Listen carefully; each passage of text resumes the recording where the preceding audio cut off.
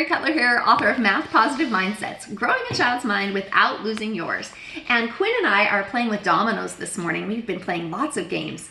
And now we're going to do something that's more interactive and less competitive, and it's called missing part dominoes.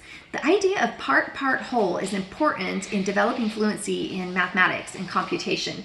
So what we're doing is practicing thinking about the partitions that a number can be made into. For instance, on this domino, we have a 2 and a 1. So the total value on the domino is 3.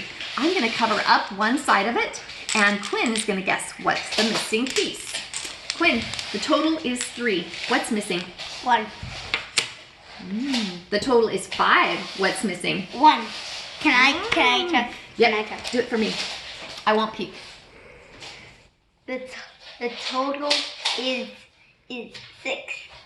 6, and I see a 1, so 5 must be missing. Yep. Yay! All right. This is a fun activity, and it doesn't require a whole lot of materials. If you have some dominoes, you can print some out from the internet if you want to. Try to get this one. Try to get this one with no clues, no numbers. Okay, what's the total? 6. Okay, so what it could be is 6 and 0, or 1 and 5, or 2 and 4, or 3 and 3. What is it? 2 and 4. 2 and 4. I hope you're having fun building math positive mindsets with your kids. Thanks.